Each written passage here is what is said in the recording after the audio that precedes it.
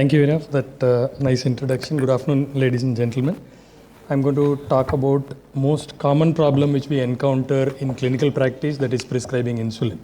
I think this talk should have been before Devashi's talk, because he said the last word that people should know insulin and the pen and then come to Minimed, not before that. So anyway, it's a part 2. Pehle aa gaya tha, part 1 baad mein aa raha hai. So this is my disclaimers, of course. I've been contracted by Cipla for this talk. And the inertia, what we have, the clinical inertia, this is what is the result. This slide clearly talks about. It's about 7 to 8 years delay in insulinization in every patient what we see. Because we know the day we diagnose somebody with the diabetes, their beta cell is 50% gone already. And we are trying to strain the pancreas by delaying the insulinization. That is what we need to look at. So the inertia is multifactorial, multifold, and which we will try to discuss, and what is the remedy that is going to be the agenda. Now, what is the rationale for timely initiation? I think 3 factors we need to look at: the glucose control, the beta cell protection, and durable long-term efficacy. These are the key factors which you should look at, because most of us off late with the SGLT2s, GLPs, 2G, triple G, all that, we are all aiming about the cardio-renal protection, forgetting that the A1C is at 9%. So the baseline A1C in our country is 7.9%, in spite of all these drugs which we have in our armamentarium, but we are still keeping the A1C to the tune of 7.9%. That's an average Indian HbA1c. So without bringing down that, you tend to offer the cardio-renal benefits, it is not going to work. So it has to be patient-centric, of course, but glucose-centric also. After that, you can go for. And all of us strongly believe that the glucotoxicity symptoms when a patient presents with a very high sugars for the first time, and that is the time where the insulin is the key, where we need to be doing it, starting it without any inertia. Please do not categorically deny when a patient comes to you, because you would have come to me at 400 sugars, A1C of 10.5, and I would have said start with a basal or a premix insulin. Then the patients start doing the window shopping, especially the first time diagnosed patients. And that's the time where we say, okay, you don't require insulin, let's try with the medicines. Please don't do that. When a doctor has referred to you or a patient comes for a second opinion, do not deny, categorically tell them, yes, that doctor was right, you need to be initiated on insulin. So these are the factors which you should look at, that the effective A1C control, rapid reduction of the glucose is required, especially with the glucotoxicity symptoms, and which also promotes the beta cell rest, which is important because the time somebody is diagnosed, 50% of the beta cells are already dead. Then, of course, you need to have a stable glycemic control and more consistent results than oral agents the insulins can give rise to. As I said, the most difficult problem in our routine clinical practice is to initiate insulin. Now, what are the hurdles you see? It can be patient-driven and physician-driven. I am not talking about the patient-driven factors because a lot of them have misconceptions, all that. That is not to be blamed. But on the right-hand side, this is what we need to look at, the clinical inertia, what as physicians have to initiate insulin. We do not up-titrate a drug. We do not escalate the OHAs. We do not escalate the insulin once we start. I mean, I have received so many patients, I'm sure most of you would have also encountered such issues where the patient is on 10 units of basal insulin from last 3 years and A1C is 8.4.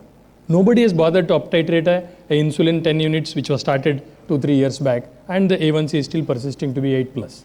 So that is where the physician's inertia, the negative attitude, lack of confidence, concerns about hypoglycemia and weight gain, limited support, of course, busy practitioners, the last one, many of us are busy to educate the patient, and we never educate because one episode of hypoglycemia, once the new insulin is started in a insulin-naive patient, he will never switch over to insulins again. That is the dropouts which you need to educate. So you need to spend some time about. So every patient, when they come newly detected, if they are not glucotoxics, obviously I will start with the combination drugs, etc. But I tell them in the first visit itself, eventually you are going to be on insulin. Every diabetic has to be on insulin. So once you start priming them in the initial period, then it is not a shocker for them. Say after 3 years, you tell them today you are going to board the insulin. This is what most of us do. We do not talk about insulins when we are talking about 2 OHAs or 3 OHAs. That is the time you should prime them when they are cool. You say you sustain your A1C, you sustain your lifestyle so that you don't go on boarding the insulins in the future. But of course, not as a threat. but you should be educating them about the insulin requirement whenever it is required in due course of the time.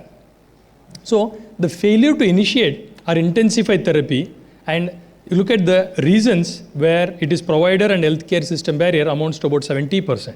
It is only 30% patient hesitation. That happens to every drug, not only for insulin. You say second, third drug, fourth drug, patients deny, saying, sir, I will give me some time, another 1 month, 2 months, I'll come back because I had my daughter's or son's marriage at home, we had festival, I did not go for a walking, etc., even for a tablet. So you should be very clear, categoric, and telling them about today you require insulin and keep priming them. So this is what I was talking about. 70% of the inertia is from our side as clinicians. The onus is completely on us. And that is where we need to educate our own colleagues to initiate, to start, up titrate as well, so that the patients are benefited overall. So the median time in India exceeds over 7 years to go on to insulins. Now, this is another interesting slide which talks about the PPG levels and the outcome after a food in various countries, what is seen. We definitely have the postprandial hyperglycemia, and this slide is very common to show that significant contribution PPG, especially in Southeast Asians, happen with both FPS and PPBS. And this is again to show, it was called IMPROVE trial, where the date and time of the insulin, you can see most of us also will be in this hyperglycemic stage. Out of I think 24 hours, 16 hours, most of us will be like this, having in the postprandial hyperglycemia stage, and exactly now replicating post-lunch now. So the consequences of this delayed insulin therapy, obviously there will be delay in initiation, and you can see the A1C levels range from 8.7 to 9 point. Micro and macrovascular complications, that is what people will end up. And of course, addressing insulin initiation barriers with the right insulin. After looking at various factors, you need to choose the right insulin. Now let us look at why should we choose Premix in an Indian context, because it covers both the prandial and the basal components, and gradual intensification is very easy, because once you start a basal, then you have to, again, not well controlled. Most of us patients will not be controlled the PPG, then you need to switch over. So instead you start with the OD, then you can titrate, fewer injections, and personalized based advice is something what is required, and a simple regimen to start with, and up titration every 3 days, 4 days. What I have done in my center is, we have got a diabetes educator, we got a study nurse for our research, so I utilize for our OPD also, and that is where they call up after 3 days, any problems, because as I said, the first episode of a dreaded hypoglycemia, severe hypoglycemia, the patients will never come back to you and never board back to insulin. So you need to be very clear and sensitive in explaining them the technique and calling them after 3-4 days after their insulin. Most of them feel very good after a week or so, that asthmatic symptoms comes down. That feel good factor comes with insulin. It will never comes with any tablets or other GLP-1s. That feel good factor, I'm sure all of your experienced physicians here would know that feel good factor, what the patients feel comfort zone after you initiate insulin. Now this is a study to show that the A1C reduction in a 32-week multi-center randomized open label control with 105 insulin naive adults, where the Humalog mix BD versus Lantus at bedtime plus metformin, of course, was used for 16 weeks, and there was a crossover trial also. Look at the blood glucose with the pink line, the 25 mix 25, and with metformin, of course, and the glargine reduces the glucose profile, the variability, and reduction in the A1C clearly shown as efficaciousness. And treatment target achievement, you can see higher percentage of patients treated with a mix 25 plus metformin against the Lantus attained more, and overall hypoglycemia, the nocturnal hypoglycemia was more in this Premix, whereas it was better with the Lantus. That advantage all of us know. Now this is another conclusion of the same study, which talks about the significant A1C reduction, larger proportion of patients reaching the A1C target of less than 7%, improved glycemic control, post-breakfast, post-dinner, that is prandial, resulted in higher overall hypoglycemia rate, but similar rate of nocturnal hypoglycemia, and mix 25 provides optimal insulin starting regimen for most patients. Now let's look at how do we simplify the insulin regimen so that the patient compliance and adherence improves. So obviously, you need to combine the rapid intermediate acting insulins, which can tackle both the fasting and the post meal. Typically should be started with once daily, and then you can up titrate to twice. And simple schedules, fewer injections, And effective initiation, coaching is something which is required, where your diabetes educators or study nurses will pitch in. And of course, it achieves A1C reductions comparable to basal bolus regimens. That's what we know. Basal bolus is the gold standard for anybody. But in this premix insulins also, you can achieve the gold standard kind of results with the premix as well. Now the patient profiles, whom do you choose? Individuals with typical Asian Indian phenotype, those with high intake of carbs, high glucose excursions, where there has been a delay in starting insulins and the risk of failure of basal insulin is high, because that is the typical scenario we see. Patients are on 4 or 5 drugs, not well controlled. There is no point in starting them with the basal and then going up to the premix insulin. Instead, directly you can start off. I think that chunk is more in our referral practice, what most of us have. And of course, patients who prefer convenience, ease of treatment, intensification and lesser number of daily pricks these are the set of patients which you should look at. Now again, what are the factors you should look at when you select these patients for premixed? The duration of diabetes, the duration of hyperglycemia, symptoms of that is the glucotoxicity, associated comorbidities, lifestyle, and what are the other drugs which are taken, and the glycemic status, and of course, patient's preference. Now, why should we take about the Lispro? This is evidence what we are showing, a randomized trial which talk about the twice daily insulin Lispro and once daily Glargine. 6 months trial, change in A1C from baseline to initiation, you can very clearly see, and the durability is also better.